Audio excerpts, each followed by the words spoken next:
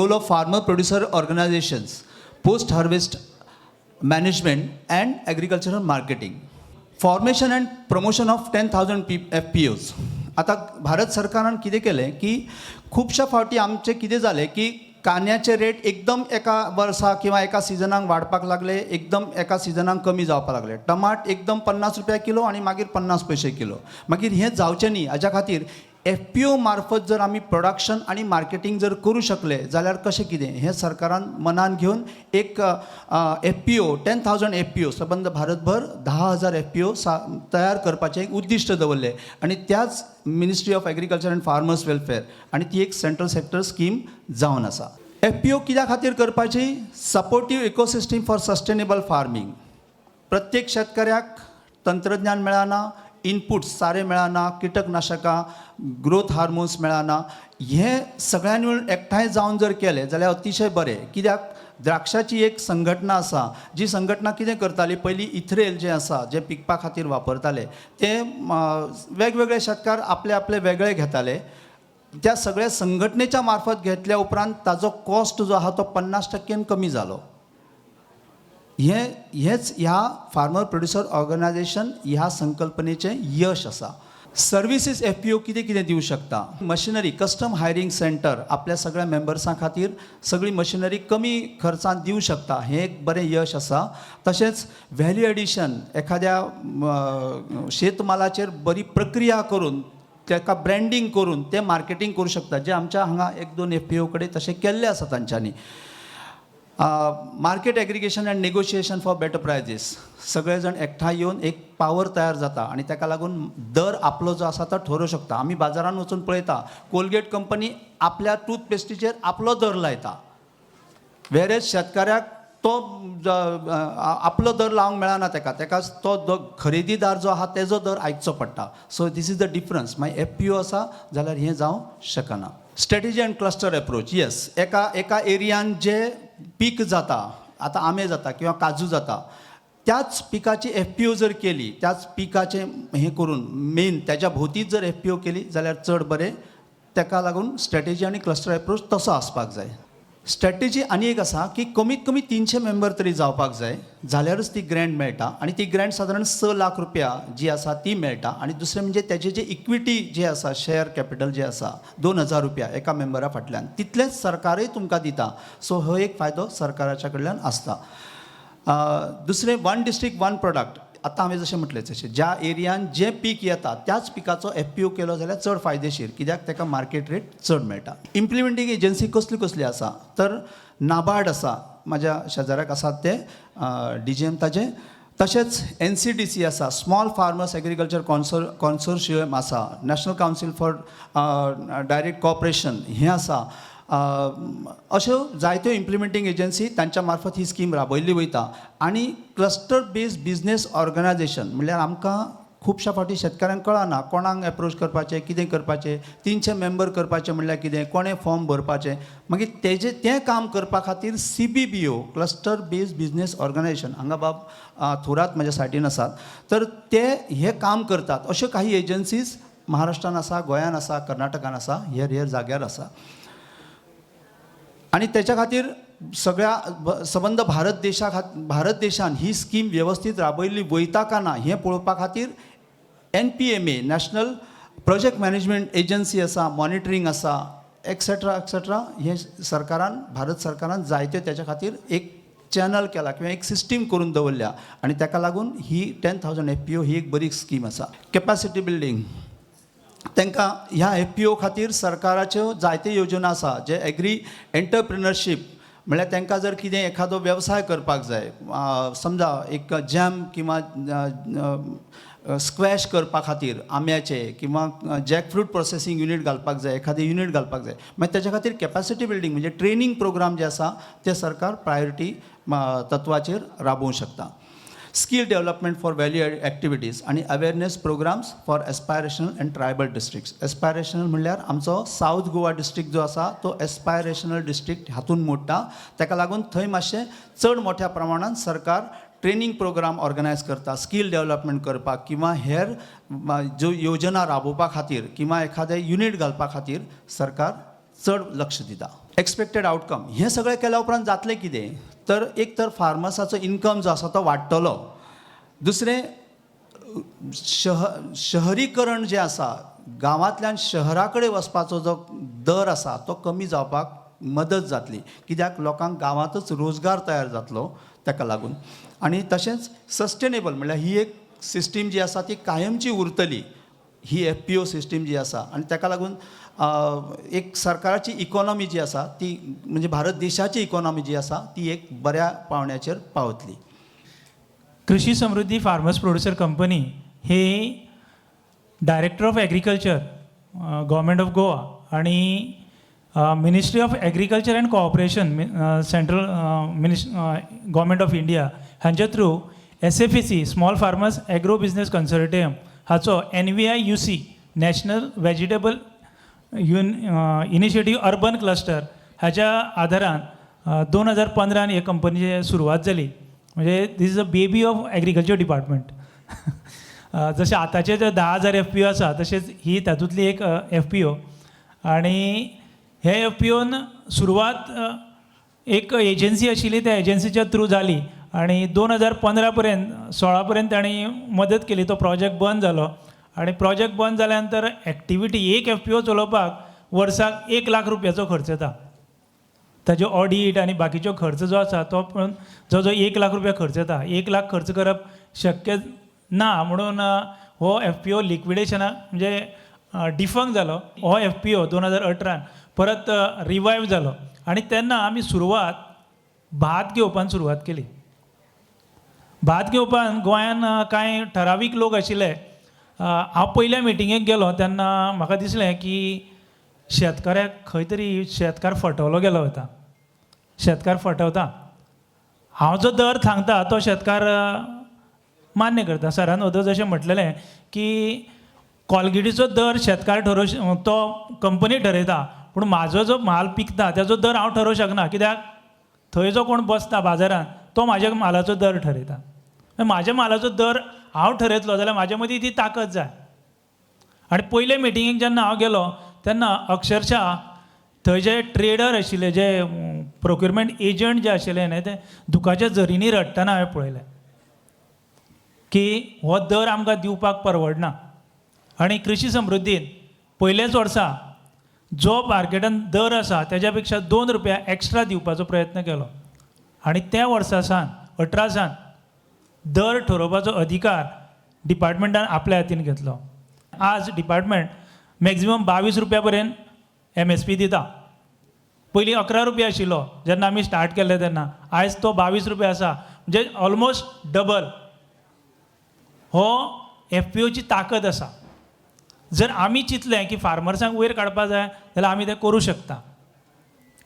आतां फक्त भाताचेर आमी प्रोक्युरमेंट करप आनी ट्रेडींग करप आनी कांय प्रमाणांत प्रोसेसींग करप हातूंत 1.5 कोटीचो टर्नओवर आमी भाताचेर केलो फक्त.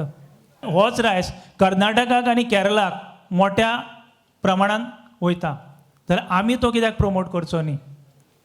हे खातीर आमी FPO आमची स्फूर्ती अंडर एक मॉडर्न रायस मिलाचो प्रोजेक्ट आसा. इट इज अंडर पायपलायन आनी त्या खातीर आमचो प्रयत्न आसा. तुमी जर सर 10 लाख म्हणटा, 10 कोटी म्हणटा न्ही, तो जर रायस मिल जर आमचे कडेन येयलो जाल्यार we can achieve that target. दुसरें जें आसा आमी आतां रिसेंटली कोकोनट कॅश्यू प्रोसेसींग युनिटान आमी पांय दवरलेलो आसा. Will be recently starting our cashew processing unit. त्याच बरोबर ministry of agriculture and farmers welfare हाच्या through agri clinic and agri business centre हो आमी चालू केला. गोंयांतले पयले नोडल ट्रेनींग इन्स्टिट्यूट म्हणून नाबार्डाच्या आदारान आमी हे नोडल ट्रेनींग इन्स्टिट्यूट हांगा स्टार्ट केल्ले आसा. आमी गेल्या फायनान्शियल इयराक 100 भुरग्यांक ट्रेन केल्ले आसा आनी तातूंतले 8 ते 10 भुरग्यांक आमी 1 कोटीचें लोन गोवा स्टेट कोऑपरेटीव बँकेंतल्यान मेळोवन दिल्लें आसा, जेंचे प्रेन्युअर म्हणून ते फुडें सरलेले आसा. आनी बाकीच्या भुरग्यांचे लोन प्रपोजल आमी बँके कडेन दिल्लें आसा, ते सँक्शन जातलें. त्याच बरोबर आमी एक नवो प्रयोग शेतकार आयज आमी जें कितें खाता बाजारांत ते सगळे कशें पिकयता तें आमकां खबर आसा. त्या खातीर शेतकऱ्याक बरो तरेचे प्रॉडक्ट आमचे कडल्यान कशें मेळटलें हे खातीर आमी एक प्रयोग केलो. कोडार फार्म जे आसा गव्हर्मेंटाचे, ते कोडार फार्माचो आंबे जे आसा ते म्हाजो वांगडी जो आसा बाब मिनानाथ जल्मी हाणें फुडाकार घेतलो आनी आमी आंबे जे आसा ते आमी ऑक्शनाक घेतले आनी डायरेक्ट नॅचरली रायप करून पिकोवन ते शेतकऱ्या पर्यंत कशे पावतले हेच्या खातीर आमी प्रयत्न केले. जेव्हा FPO ही कन्सेप्ट आली तर FPO मध्ये करताना म्हणजे आम्हाला त्याबद्दल काही फारशी आयडिया नव्हती. मी ॲज अ शेतकरी म्हणून आम्ही ह्या FPOच्या ह्याच्यात सामील झालो. सुरुवातीला काय केलं की आम्ही गाववार म्हणजे आमची Kankavli organic farmer producer Kankavli ही कणकवलीतील 25 गावांचं प्रतिनिधित्व करते. म्हणजे आमच्या कणकवली तालुक्यातील 25 गाव आहेत. त्या 25 गावामध्ये आम्ही काय केलं, प्रत्येक गावात एक शेतकरी गट केला. एक शेतकरी गट म्हणजे 20 हेक्टरचा एक गट.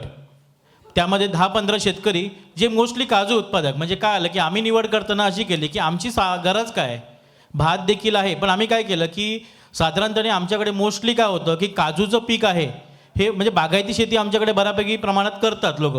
त्यामुळे आम्ही काय केलं की काजूची निवड केली. आणि आम्ही काय केलं की हे शेतकरी गटांमधून आम्ही म्हणजे आमच्याकडे 25 शेतकरी गट झाले. 25 शेतकरी गटामधून आम्ही 12 डायरेक्टर अपॉइंट करून त्यातून आम्ही आमची FPOची स्थापना केली. FPOची आता स्थापना झाली, आमची शेतकरी गट झाले. आता काय करायचं होतं, आम्हाला शेतकऱ्यांना जागरूक करायचं होतं की आमची FPO म्हणजे काजू मोस्टली सगळेच पिकवतात, मग आपण काजूमध्ये वेगळं काय देऊ शकतो.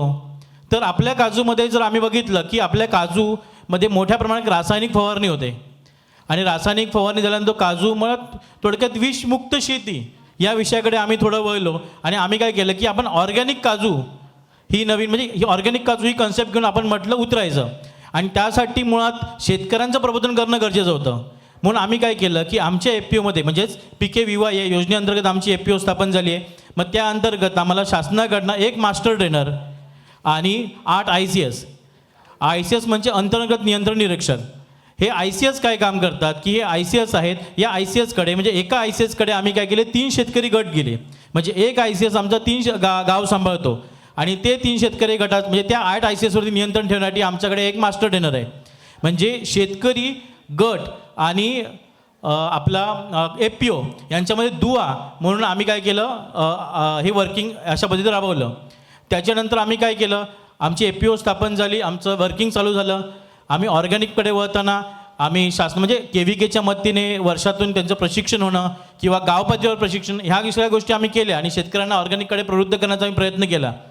त्याच्यानंतर काय होतं की शेतकऱ्यांचा उत्साह टिकावा, कारण ऑर्गॅनिक म्हटलं की थोडा शेतकरी जरा घाबरतो की कारण मला बाजारात तो दर मिळेल की नाही किंवा माझं उत्पन्न कमी झालं तर, अशा बऱ्याच शेतकऱ्यांच्या शंकांनी बाहेर यायच्या प्रशिक्षणादरम्यान. तर ती शेतकऱ्यांची भीती कशाप्रकारे कमी करता येईल ती आम्ही त्या प्रशिक्षणादरम्यान केली.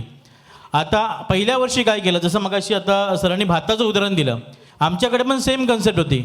आम्ही काय करायचो, काजू पिकवायचो, त्याच्यानंतर ते काजू आम्ही काय करायचो बाजारात व्यापाऱ्याकडे घेऊन जायचो आणि मग बाजारात व्यापारी सांगायचे की हा काजूचा हा दर आहे. मग आम्ही काय केलं, आम्ही याच्यात वेगळेपण काय केलं की आम्ही काय केलं की ह्यावेळी व्यापाऱ्याकडे जायचं नाही. आम्ही आमच्या शेतकऱ्यांना सांगितलं तुम्ही तुमचा काजू तुमच्याकडे स्टोअर करा किंवा आमच्या गावात जे 25 गट आहेत त्या 25 गटाद्वारे तुम्ही तो स्टोअर करा काजू. आणि काय करू, आम्ही त्या गटातर्फे किंवा आम्ही तुमच्याकडे येऊन तुमच्यासमोर तो वजन करून तुम्ही सांगाल त्या दराने काजू घेऊ.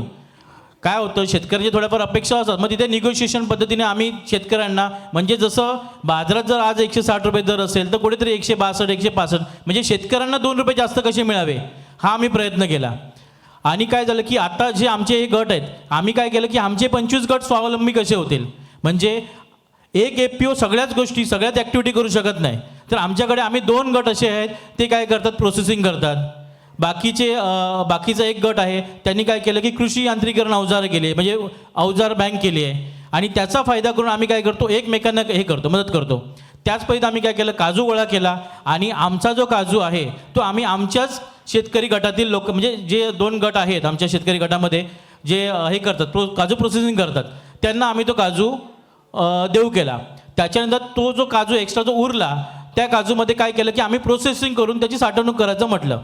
प्रोसेसिंग केल्यानंतर आम्हाला ज्या अडचणी आल्या, कारण काय होतं की काजू प्रोसेसिंग केलं प्रोसेसिंग केल्यानंतर त्या काजूमध्ये ग्रेडेशन निघतात. मग त्यामध्ये आम्ही काय केलं की माझा जो खर्च किती आला, माझे FPOचा त्या काजू मिळवण्यासाठी आणि तो प्रोसेसिंग करण्यासाठी किती खर्च आला आहे, त्या खर्चाच्या वरचा जो काजू आहे म्हणजे चांगल्या ग्रेडचा काजू आहे तो काय केला की आम्ही ॲज इट इज बाजारात चांगल्या दराने तो विकला. आणि जो कमी दरात होता, म्हणजे काही होतं की काही वेळा काजू थोडासा डागी निघणं, काजू ग्रेडेशन करताना त्यामध्ये पाकळी किंवा कणी निघणं, ह्या गोष्टी सर्रास होतात. मग त्या गोष्टी कशा आपल्याला करता येतील आणि त्याचं आपल्याला व्हॅल्युएशन कसं करता येईल. मग आम्ही काय केलं की आमच्याकडे जो कमी ग्रेडचा काजू निघाला तर आमच्याकडे प्रत्येक घरात गणपती येतो.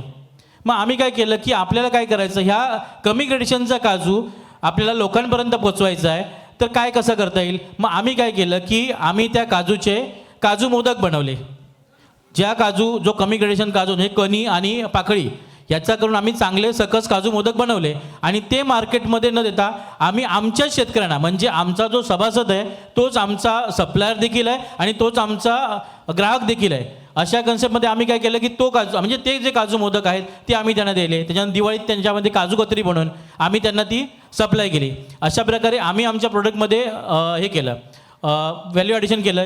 प्लस दुसरी महत्त्वाची गोष्ट म्हणजे काय की काजूमध्ये रासायनिक म्हणजे पूर्वी लोक शेतकरी रासायनिक वापरायचे आणि जैविक म्हटलं तर जैविकमध्ये बाजारात त्याची किंमत जास्त आहे. मग जैविक लोकांना परवडेल कसं. मग यासाठी सगळ्यात महत्त्वाचं म्हणजे जैविक संशोधन केंद्र म्हणजे याला BRCC. मग आम्ही काय केलं, आम्ही आमचे KVKचे जे तज्ज्ञ होते ते जीवामृत, बीजामृत किंवा अग्निअस्त्र याविषयी माहिती द्यायची, याविषयी ट्रेनिंग आमचे व्हायचे. दुसरी गोष्ट, शेतकरी आपला काजू पिकवतो पण सगळ्यात महत्त्वाचा घटक आहे का म्हणजे जमीन म्हणजे मातीचं परीक्षण तसं कोण करायला मागत नाही. म्हणून आम्ही काय केलं की आमच्या FPOमध्ये माती परीक्षण केंद्र आणि प्रयोगशाळा या 2 गोष्टी इन्क्लूड केल्या. माती परीक्षण केल्यामुळे काय झालं की शेतकऱ्याला आपल्या जमिनीत काय कमी आहे हे शेतकऱ्याला कळतं आणि आमचे ICS असतील किंवा आमचे मास्टर ट्रेनर असतील ते शेतकऱ्यांपर्यंत पोचायचे आणि त्या जमिनीत जे कमी आहे त्याचं त्याला मार्गदर्शन करायचे. जेणेकरून काय झालं की शेतकऱ्यांचा हळूहळू ऑर्गॅनिकविषयी जो त्यांचा जो एक नकारात्मक भाव होता तो थोडे पॉझिटिव्हकडे सरकत गेला. Role of farmer producer organisations आपण सातत्याने प्रामुख्याने जर आपण राष्ट्रीय बातम्या जर पाहिल्या तर त्याच्यात विशेषतः प्रधानमंत्र्यांचं शेतीवरचं कोणतंही आपण जर भाषण ऐकलं तर ते सातत्याने FPOच्या बाबतीमध्ये बोलतात. आणि मग हे FPO म्हणजे नेमकं काय आहे हे बहुतांश बऱ्याच लोकांना लक्षात येत नाही आहे. तर पुन्हा मी एकदा FPO ह्या विषयाकडे येतो. FPO म्हणजे फार्मर प्रोड्युसर ऑर्गनायझेशन्स आणि माझ्या अगोदरच्या वक्त्यांनी मॉडरेटर सरांनी पण त्यांच्या प्रास्ताविकामध्ये सांगितलं की फार्मर प्रोड्युसर ऑर्गनायझेशन्स मध्ये इन्फॉर्मली तयार झालेल्या संस्था असतील, फॉर्मली रजिस्टर झालेल्या संस्था असतील, ह्या सगळ्यांचा समावेश फार्मर प्रोड्युसर ऑर्गनायझेशन्समध्ये होतो. परंतु प्रामुख्याने जे 10,000 FPOचा कार्यक्रम केंद्र शासनाने आणला त्याच्यानंतर त्यांनी FPOची एक डेफिनेशन तयार केली आणि त्या डेफिनेशनमध्ये म्हटलं की ज्या संस्था कंपनी कायद्याअंतर्गत नोंदणीकृत आहेत प्रोड्युसर कंपनी लिमिटेड म्हणून किंवा ज्या संस्था सहकार कायद्याअंतर्गत नोंदणीकृत आहेत, मग तो राज्याचा सहकार कायदा असेल किंवा मल्टीस्टेट कोऑपरेटिव्ह ॲक्ट असेल, तर ह्या अंतर्गत येणाऱ्या ज्या संस्था आहेत त्यांना FPO म्हणायचं. आणि मग ह्या FPO म्हणजे त्यांचा आपण एक लिगल स्टेटस पाहिला. आणि जसं FPO तयार कशा करायच्या, FPOचे बिझनेस मॉडेल काय असले पाहिजेत याच्यासाठी भारत सरकारने खूप मोठा 10,000 FPO प्रोग्राम आणला. 10,000 FPO प्रोग्राम म्हणजे काय की संपूर्ण देशामध्ये 10,000 शेतकरी उत्पादक कंपन्या तयार करायच्या. म्हणून त्या कार्यक्रमालाच म्हणजे इंग्रजीमध्ये promotion and formation of 10,000 FPO असं म्हटलं जायचं. मग त्याचं नॉमेनक्लेचरच असं झालं की 10,000 FPO प्रोग्राम. म्हणजे 10,000चा अर्थ होतो की 10,000 संस्था आणि FPOचा अर्थ होतो की ज्या फार्मर प्रोड्युसर ऑर्गनायझेशन्स आहेत. आणि मग ह्या संस्था तयार करताना आपल्याला सगळ्यांना कल्पना असेल की याच्यामध्ये पॅनलमध्ये आता नाबार्डचे प्रतिनिधी बसलेले आहेत. नाबार्डने याच्यावरती खूप पूर्वी काम चालू केलेलं होतं म्हणून नाबार्ड एक याच्यामध्ये इम्प्लिमेंटिंग एजन्सी आहेत. त्यानंतर सरकारने काही ठरवलं की काही आपल्याला कोऑपरेटिव्हमध्ये FPO तयार करायचे आहेत म्हणून मगाशी जो उल्लेख केला ते नॅशनल कोऑपरेटिव्ह डेव्हलपमेंट कॉर्पोरेशन असेल त्यांना देखील इम्प्लिमेंटिंग एजन्सी म्हणून या ठिकाणी नियुक्त करण्यात आलं. आणि मग ह्या स्टेट किंवा सेंट्रल नोडल एजन्सी आपण म्हणू किंवा इम्प्लिमेंटिंग एजन्सी म्हणू तर त्यांच्या खालच्या स्तरावरती त्यांना सहाय्य करणारी संस्था म्हणून ज्या CBBO आहेत, क्लस्टर बेस्ड बिझनेस ऑर्गनायझेशन, ह्या क्लस्टर बेस्ड बिझनेस ऑर्गनायझेशन्स नियुक्त केल्या गेल्या. आणि त्या CBBO म्हणजे MHA-FPC.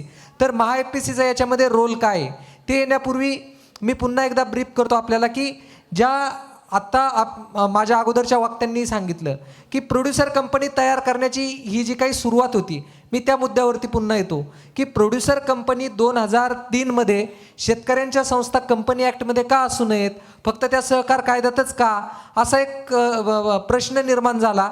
त्यानंतर भारत सरकारने एक समिती गठीत केली होती आणि त्या समितीने शिफारशी दिल्या की नाही, टाटा बिर्लाच्या जशा कंपन्या कंपनी ॲक्ट खाली आहेत तशा शेतकऱ्यांच्याही कंपन्या आपण कंपनी ॲक्ट खाली रजिस्टर करू. आणि त्याच्यासाठी 2003मध्ये कंपनी कायद्यामध्ये काही बदल करण्यात आले. आणि त्याच्यानंतर ह्या प्रोड्युसर कंपन्यांच्या स्थापनेला काही फारशी गती अशी म्हणावी अशी मिळाली नव्हती. मग त्यानंतर जसं समृद्धी फार्मर प्रोड्युसर कंपनी ज्या कार्यक्रमातून तयार झाली, त्यांनी बोलताना सांगितलं की हे कृषी डिपार्टमेंटचंच एक बेबी होतं.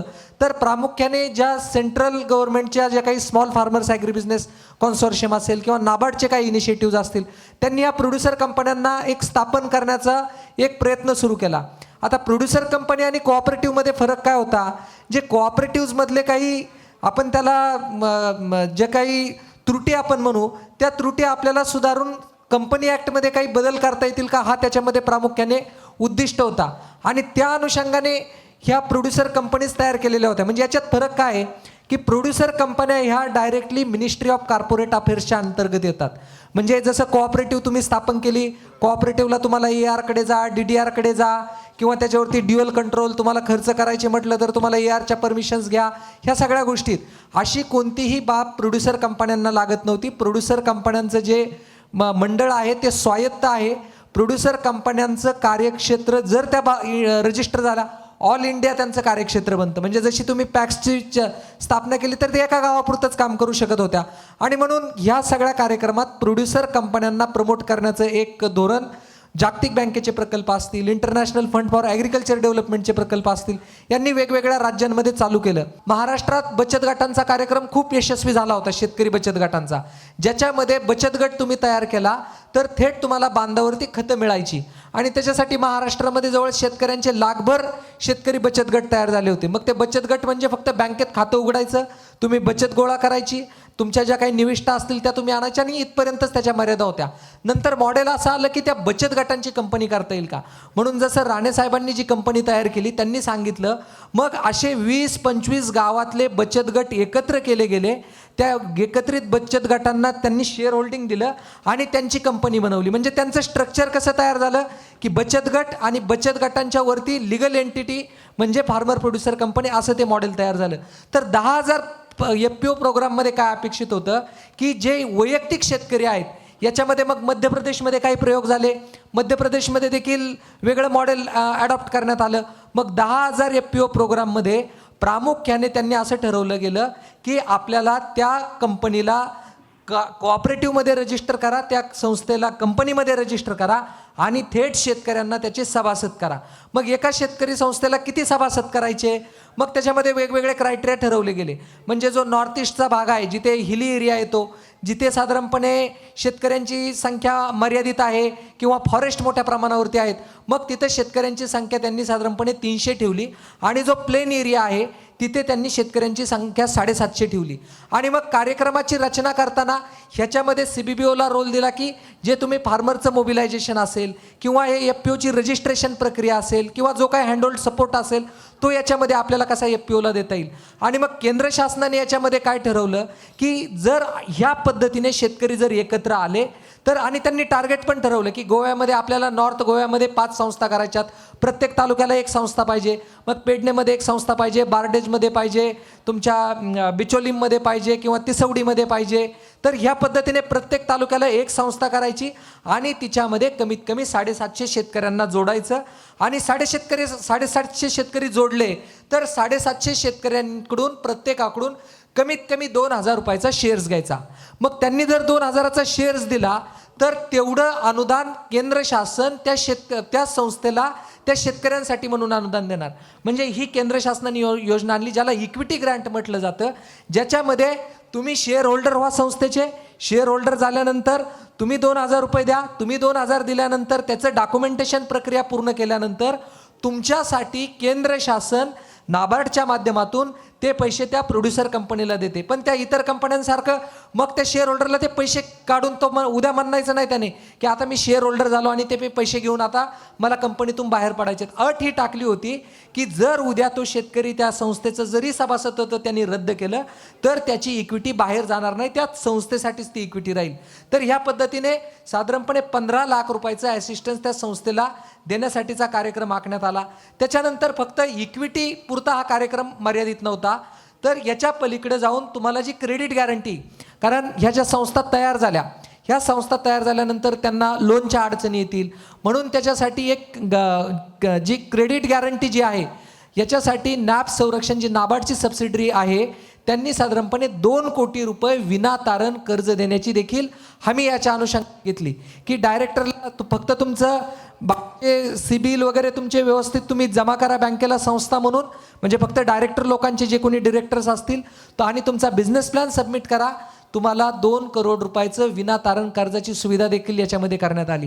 आणि मग हेच करत असताना CBBOचं एक याच्यामध्ये मुख्य काम आहे की संस्थांची उभारणी करणे. संस्थांची उभारणी करणे म्हणजे काय की जसं आत्ता सांगितलं की ती संस्था तयार करण्यासाठीचा जो काही बेसिक सपोर्ट लागतो, मग त्याच्यामध्ये फार्मर मोबिलायझेशन असेल किंवा डॉक्युमेंटेशन प्रक्रिया असेल, ही डॉक्युमेंटेशन प्रक्रिया पूर्ण करणे.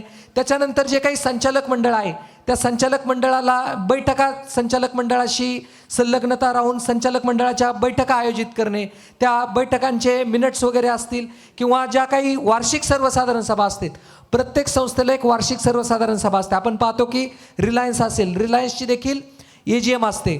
तर साधारणपणे सगळ्या संस्थांच्या ज्या वार्षिक सर्वसाधारण सभा आहेत त्या 30 सप्टेंबर पूर्वी सभा घ्यायच्या असतात आणि ते काम देखील फार्मर प्रोड्युसर कंपनी करते की त्यांच्या ज्या काही वार्षिक सर्वसाधारण सभा आहेत, शेअर होल्डरपर्यंत आपण वर्षभरात काय केलं, तर ओव्हरऑल संस्था कशा पद्धतीने उभ्या करायच्या हा एक यातला टप्पा झाला. आणि CBBOचा दुसरा जो एक रोल आहे तो म्हणजे बिझनेस डेव्हलपमेंट. तर साधारणपणे 3 ते 5 वर्षाचा कालावधी या सगळ्या प्रक्रियेला लागतो. आणि समृद्धीचंही त्यांनी उदाहरण सांगितलं की सुरुवातीला आम्ही रजिस्टर झालो, परंतु त्याच्यानंतर आम्हाला याच्यात प्रॉपर आम्हाला कसं पुढं जायचं, म्हणजे त्यांनी सांगितलं की आमची संस्था बंद पण पडली. म्हणजे ही आपल्यापुढे एक चांगली सक्सेस स्टोरी आहे की संस्था लिक्विडेशन स्टेजला पण आली, परंतु त्यांनी पुन्हा एकदा जंप घेतली, त्याला डिपार्टमेंटचं सहकार्य म्हणा किंवा इतर लोकांचं सहकार्य म्हणा, आणि त्यांनी फक्त पॅडीच्या ट्रेडिंग एका ॲक्टिव्हिटीवरती साधारणपणे 1.5 कोटीचा टर्नओव्हर केला. तर CBBOचा जो प्रामुख्याने रोल आहे याच्यामध्ये तो एकतर इन्स्टिट्यूशन डेव्हलपमेंट आणि दुसरी गोष्ट ह्या ज्या काही संस्था आहेत त्यांना बिझनेस डेव्हलपमेंटला मदत करणं, हा CBBOचा एक प्रामुख्याने रोल या सगळ्या प्रक्रियेमध्ये आहे.